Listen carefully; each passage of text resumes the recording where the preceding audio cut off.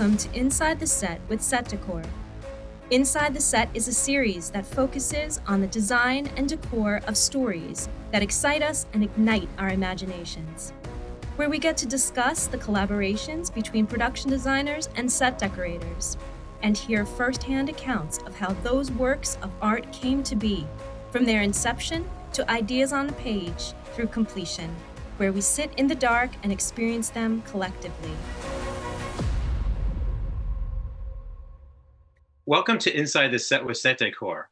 I'm Andrew Baseman SDSA, and today I'm pleased to welcome set decorator Peter Gurski SDSA and production designer Grande to discuss their incredible collaboration on Hulu's hilarious new comedy series, Mid-Century Modern. Peter and Greg, thank you for joining me, and congratulations on the success of Mid-Century Modern. It looks like you brought back the classic sitcom, but with gay panache. Yes, no, absolutely. Let's start with a question for Peter. Mid-Century Modern proves that sitcoms are alive and well. What are some of the challenges and advantages of shooting a multi-camera series in front of a live studio audience? I love the immediacy of shoot night with the audience, and you can see a response to the actors. You see response to the sets that we provide. And I think that makes it more of a live theater experience, which in some ways is more demanding, but is also very rewarding. And I love the format of a sitcom in that we present everything in a proscenium format, meaning the fourth wall is missing and the audience is viewing through the fourth wall. And this means that our pretty sets stay pretty, because of course, when you're shooting single camera, the set gets all moved around and you're on location and the fourth wall and everything. So I love it when our pretty sets just stay intact. And they are pretty. Peter, what are some of the disadvantages of shooting live? I see very little of a disadvantage. I have been working mostly exclusively in sitcoms for the past probably 18 years, and I love the format. It allows me to work in town. I don't have to travel, and you get to know all the vendors and all sort of like the tricks of all the different studios you shoot at. So it's a very comfortable experience. That's good to hear. I love seeing some iconic set dressing referenced from Golden Age television shows, such as the Frigidaire flare stove from Bewitched, the letter B on Bunny's living room wall referencing Mary Tyler Moore's letter M, and the tons of Tupperware spilling out of a kitchen cabinet, which reminded me of an extra long loaf of bread popping out of Lucy's oven in an episode of I Love Lucy. Did you plant any other Easter eggs for viewers to find? There are tons of Easter eggs. There's some artwork we've planted that's clever to us, and there's a little section of wall in the kitchen up by the back door that only the actors see, and we've put up funny pictures and birthday cards and things for the actors to sort of get them in the mood when they come on the set. So there are some secret hidden things, and there's stuff in plain view. And I think that, especially for the stove in the kitchen, we are doing the pilot, they had kind of pitched that idea because it really communicates that mid-century vibe, those upper glass oven Frigidaire ones. The one we have is actually a Gafferson Statler, which is, of course, more of a West Coast vibe. It just so happened that another decorator friend, Amy Feldman, had just bought a house and it had the stove in it, the one that's in the show, but they couldn't get the house to pass inspection because it doesn't have an automatic pilot. And they wanted to keep the stove if they couldn't. So we benefited because it was pristine. We just needed to paint it and polish it a bit. So it was a happy coincidence that we were able to score that stove. Greg and I have worked together before, but of course, this show sort of resurrected from the pilot because they did the pilot and then it was a few months before they picked up the show. And Greg came in to fulfill the role of production designer because our original designer, Glenda Ravello, didn't choose our set. She chose a different show. She let us go, sent us to the wind. But luckily, Greg came along, and I thought that it's interesting being on this set with two different production designers and seeing the different approaches they take to design and how it sort of became this super collaborative process. As Peter mentioned, the beauty of coming in in series is you get a little bit more time, right? Glenda handed us over the beginnings of what is a beautiful set. I got to step back, take a look, and kind of open up the set a bit more and give it probably what they were, attempting to accomplish on pilot. But as Peter mentioned, we're talking, 3 weeks prep and jump into it and knock it out. Now, I was able to open up the living room upstage, camera left side of the room where the piano is, change the screens a bit so the entrances and exits out the front door were a little bit easier to see. And then, of course, the bar that we, basically reinvented. I just, started to do a deep dive into some of what we felt like would be kind of a cross breed between old Hollywood and mid-century.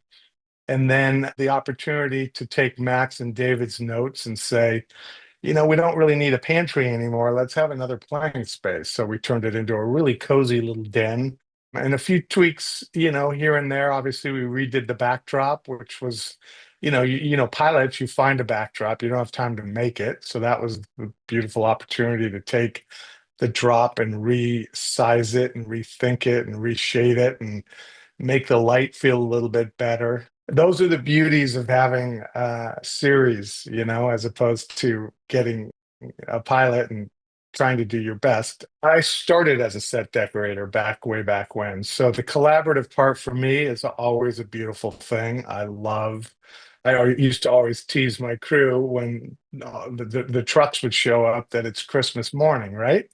So that to me was beautiful. And obviously Peter is one of these decorators, a lot like I am, that loves layering. So every week you tune in, you find another layer of beautiful in the set. And the great thing about Max and David is whenever you're doing a show of theirs, you know that the set is another character and it has to be beautiful, whether it's, a bra store, whether it's the grotto, whether it's the main set. They want detail, and that's what we give them. And I think, it represents that when you see this show. And yes, we brought back old multicam sitcoms, but I still feel like we're not quite where we should be in Hollywood. Let's hope it does come back full circle. And let's hope so. The details on the sets are really, really beautiful, and they do stand out. Greg, you worked for many years, as you said, as a set decorator on classic television series before transitioning into production design. The iconic Friends. He was set decorator and then production designer. Greg, do you still have the impulse to pick out every throw pillow and ashtray? No, I do like to be involved. Tend to find myself some days searching, now that you can do it online and you don't have to get in your car and do it, and throwing texts to Peter or emails with, hey, look at this, maybe this is but as a designer, you don't want to hover. I feel like my best work as a set decorator came from when I was trusted and when I was able to create after our initial meetings, of course. So yeah, I feel like I've been able to give most of my decorators space, and I think it's a beautiful thing. It doesn't mean I'm not involved. It just means that I like to see what they finish with, and then we can talk about, what maybe needs to be changed or not. Did any of the actors give you input or ask for specific set dressing items for their characters? No, they surprisingly haven't. It's all whatever the script is and whatever Max and David had asked for, and then whatever Greg gives me in research that needs to be there specifically, and then whatever I bring in. So I have a funny story about them. After the first table read, they walked onto the set, and we found them kind of in the back of the set in the kitchen area, wandering through like in amazement of, oh my God, this is back and all ready, and it feels like someone's home. And they started opening drawers and looking behind corners. And the beautiful thing is that, that's one of the details, right? You open any drawer, there's things that pertain to what your kitchen would have in there or your desk, and it felt like To me, it was so beautiful to watch the three of them walking through the set and have that opportunity where you felt like, you know what? They can do anything in this set and feel like it's real. And that to me tells the story of giving the actor as much as they possibly can. They don't, there's a trust as well with whatever they need to memorize script wise, they're able to do easily or easier or rehearsal because the set just kind of, is so believable and realistic. And that's what we as art dogs try to do and accomplish every time we put together a set. Let's talk about lighting. There's some wonderful and stylish lamps, wall sconces, and hang fixtures seen throughout the various sets. Were you given free range in picking out the lighting, or did the cinematographer request certain types of lighting and/or light sources? I think we scare our cinematographers. Yes, very much so. Because there's a Very lot of much so. experience between us, and on big shows, of course, we kind of walk around with a swagger and kind of do what we want. So what normally happens in multicam shows is they do not like chandeliers, they do not like table lamps, and the fact that Gary Baum, kudos to him, embraces all of it in the multicam world Mhm. and gives Peter an opportunity to make it feel a little more believable. And they're all pieces of art. I mean, every single piece shopped on this set feels like a hero piece in a lot of ways. So the fact that he's able to let us do that and it doesn't, bounce and reflect and to look at the upstage glass in the set. Most DPs would freak out that we have done that, but it's a collaborative effort and able to give it a more believable look in the sitcom world. And you can do that in single camera all day long, every day, but in multicam, it's rare that you can, be able to embrace that because your DP usually resists for a lot of different reasons. Even that refrigerator right there that you're looking at, when I came in, it had a panel, a chalkboard panel. I'm like, can we get rid of the chalkboard panel and just have it like be see-through like a normal refrigerator would be? Took a little bit, but he was like, absolutely, get rid of it. We'll make it work. And he has. He's very lovely and, of course, very experienced in the format. And I kind of tease a little bit when I say we swagger around and do what we want, but we really kind of put it in place and then kind of work with him to make sure it's okay. And if there's something he doesn't like or definitely doesn't work, we change it out or move it out. But I think was really from a super design perspective, especially with Max and David driving the look of the set. So in a way that gave us some backing to go design forward. Well, there's so many great examples. I do a little shopping and it's like, that would look great in my kitchen or my bedroom. So yeah, a lot of really great lamps there. I also love your choices of the eclectic artwork and photography in Bunny's house, which helps give us insight into the character and his past. It was really fun to see the Herb Ritz tire guy photo, which a good friend of mine had hanging in his 1980s Chelsea apartment. What details can you give us about some of your favorite pieces? I love that abstract by the front door. That's from a local art prop house. And then I also love in the den that Greg created for us, I found at the brewery an artist who had painted a series of small canvases with the pools of Palm Springs. So I have a triptych of those pools hanging in the den.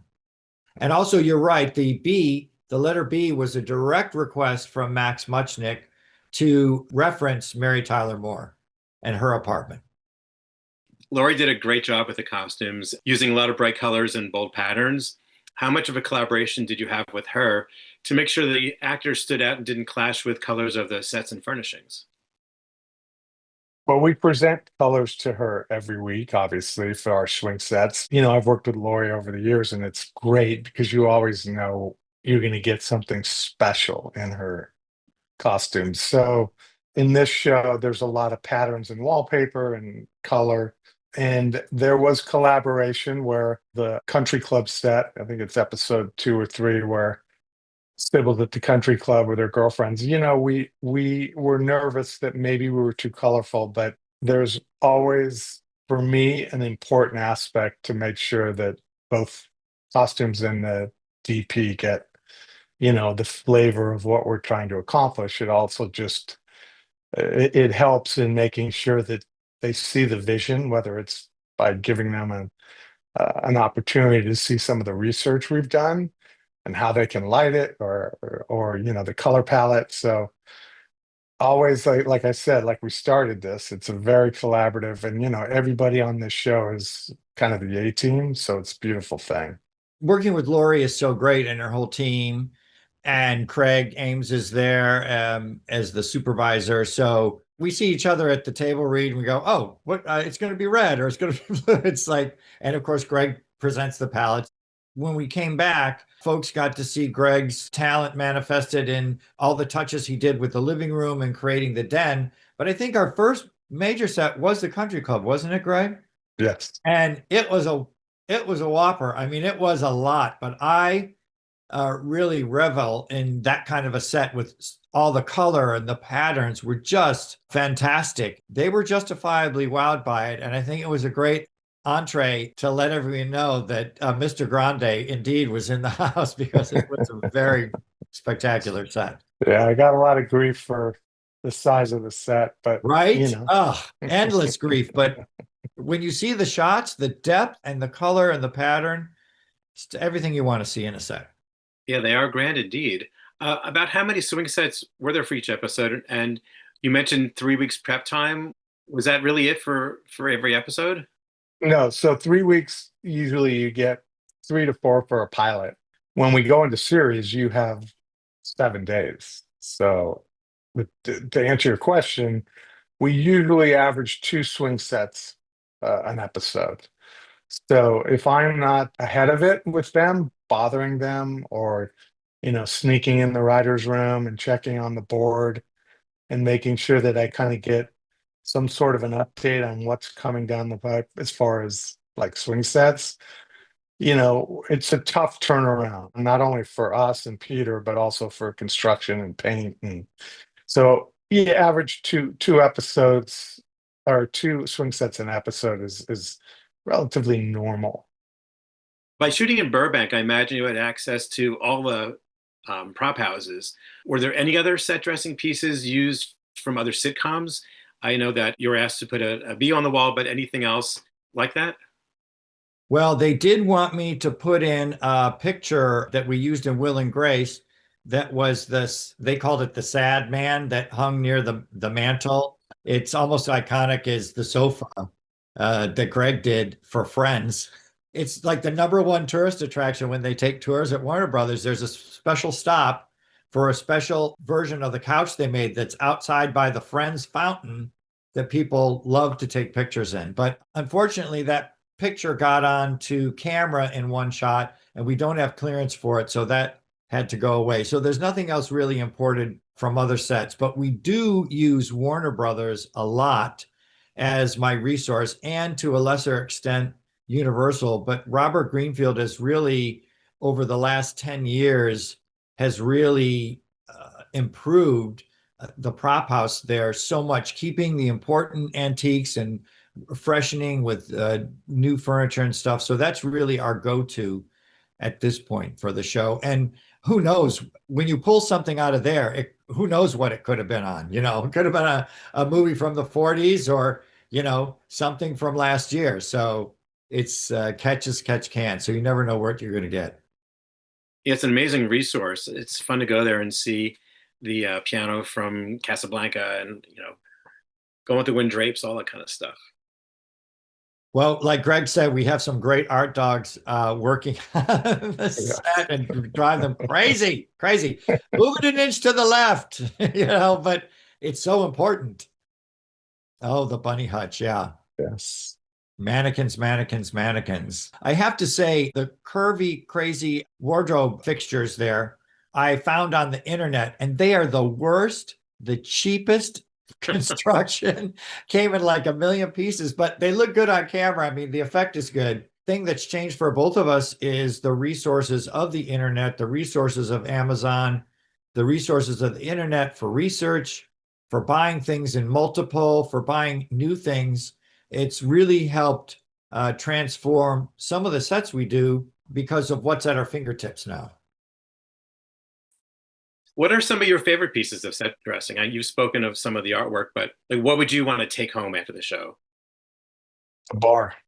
Absolutely. Absolutely. But I love the lamps on the Greg bar. gets first dibs on it. The bar, definitely. Yeah. Oh, I have to say, there was one shot where they're sitting on the couch and you can see the bar. I'm just crazy about biscuit tufting. And Warner Brothers Upholstery did that panel that we fit in on the piece that Greg built.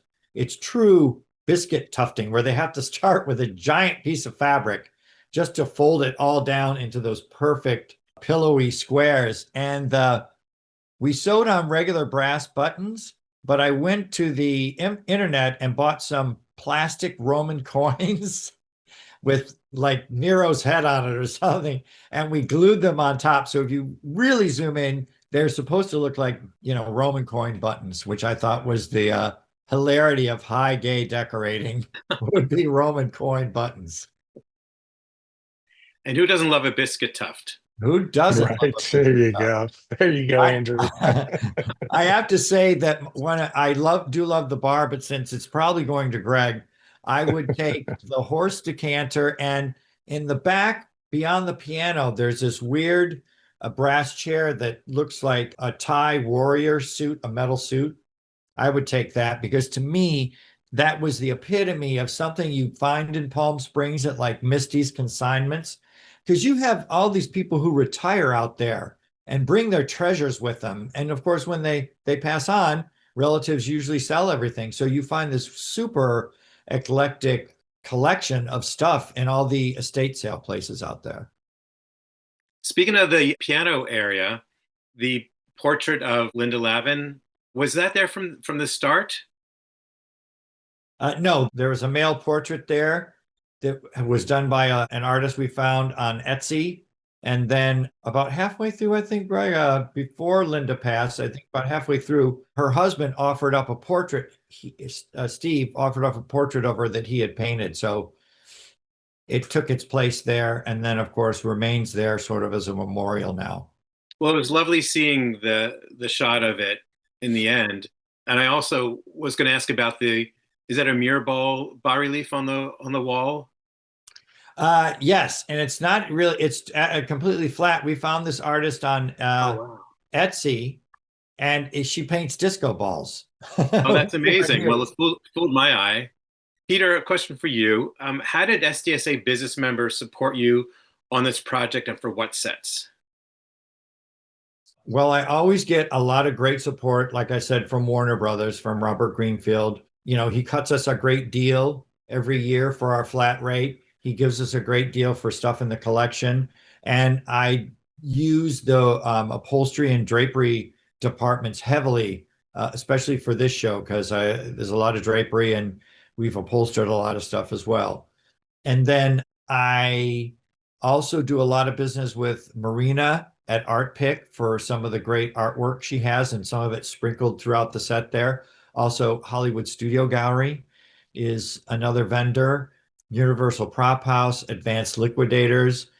From staying in the area, I know all these people, so it's real easy to call them up and see if they've got something difficult that I need, and they'll go, pour through their warehouse and find something that fits the bill. So having business members you've done work with for over the years really is helpful to be able to have that working relationship. Is there anything else you want to discuss that I haven't brought up? Can you tell them to pick up the show already? Yeah, right. Thank you, Greg. I have no power over that, but Okay. All right. I thought I'd try. Well, thank you so much for having us. It's nice to see you, Andrew, as usual. Well, you guys have been great. Thank you so much. I mean, whoever hasn't seen the show, you've got to see it. It's really funny and beautifully designed and decorated. And thank you guys so much. Thank you, Andrew. Thanks for joining us for this episode of Inside the Set with Set Decor. Don't forget to subscribe to our YouTube channel and visit our website, setdecor.com.